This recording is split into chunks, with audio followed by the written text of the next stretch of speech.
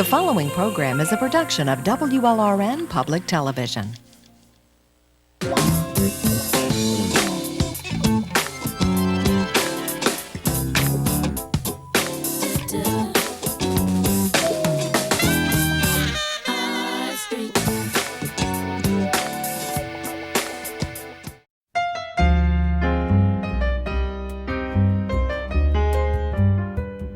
This book fair would really be nowhere but for the incredible support of Miami-Dade College. I always read. When I was in elementary school, they had selected me and a bunch of other kids to be in the library patrol. We would go into the library and help the librarian.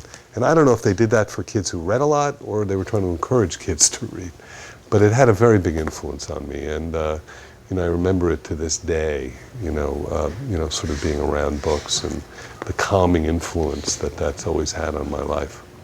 Well, the book fair started almost 25 years ago with a group of booksellers, as well as people from the community gathering at Miami-Dade College under the direction of Eduardo Padron. The beauty of the book fair has been all the ancillary things that have happened, around the book fair. There are people who've met writers who became friendly with one another from the book fair. I think that's the beauty of when you create something and you watch it just take on a life of its own.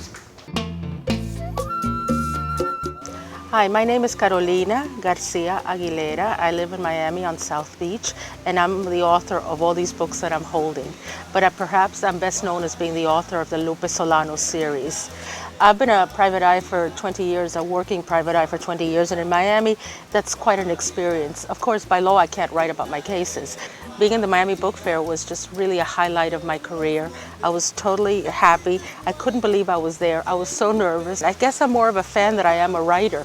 And then I'm on a panel, and people come and see, to hear me speak. I can't believe it. I feel so incredibly blessed and fortunate to be able to do what I love the most in this world, and to do well at it. And I can't believe it. I meet my fans, people that read my books. I tell them, don't give up. Don't give up your dream. Always pursue your dream. It's really difficult to write. But on the days that it's going well, it's phenomenal. It's wonderful. The book fair is just wonderful. Yes. My first novel got 24 rejection letters. But what I realized that day is I love to write. And I said, if they don't like that book, I'm going to write another. And if they don't like that book, I'm going to write another. And a week later, I started a book that became The 10th Justice, my first published work. When the very first novel, The 10th Justice, came out, Mitch Kaplan of the Miami Book Fair said, I want to have you at Books and Books. And I want to have you at the Miami Book Fair. And it meant the world to me. So today, here I am nearly 9 years later, 6 books out, and I never missed the Miami Book Fair. The moment they invite me, I'm always there because they were there for me from the start. The Book of Fate came about in, truthfully, a fateful way. My wife opened up one of the letters that someone sent me and said, oh my gosh, Brad, you have to look at this. And then I quickly realized this letter was from former President Bush. So listen, I don't care what your politics are. When you're the former president, you get a free book. And I sent him a book, and I sent a little note also that said, can I come and see what your life is like? Can I see what it's like when you leave the White House, when you're suddenly the most powerful man in the world, and the next day you're just another guy who stops at red lights like the rest of us? And he said yes. So I went to Houston, spent time with the Bushes. I then went up to Harlem and spent time with former President Clinton's office. And the Book of Fate came about from there. It's a very simple plot. The Book of Fate is about a young White House aide who witnesses his friend die in front of him, the victim of a crazed assassin.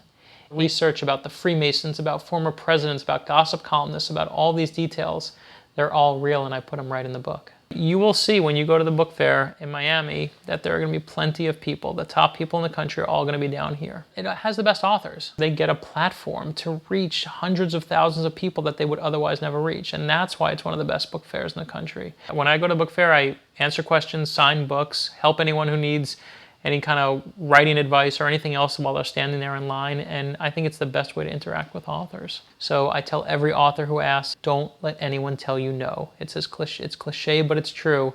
The only way to find your dream is to chase it. And so I hope all people out there look for those dreams. I hope they find them. I hope they chase them. Hey. Hi, my name is Bruce Turkel. I'm a local writer, sometime harmonica player, and I'm going to be talking about my new book, Building Brand Value at the Miami International Book Fair. I'm really excited about being there. I'm even going to probably play a little bit of harmonica. Hello, my name is Michael Largo. I'm the author of Final Exits, the illustrated encyclopedia of how we die.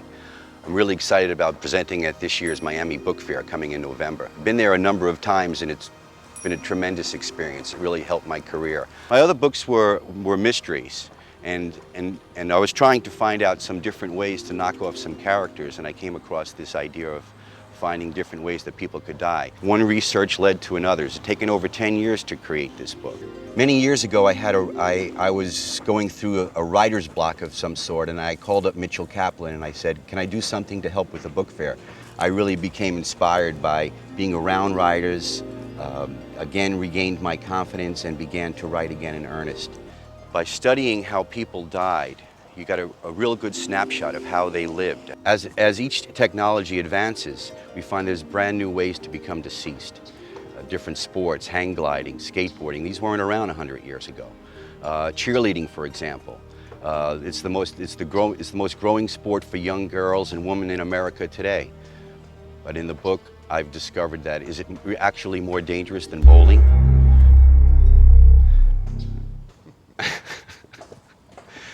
Okay, give me 1 second. Death isn't funny, but by understanding how other people have gone before us, they won't be forgotten, and their lives will instruct us in some ways.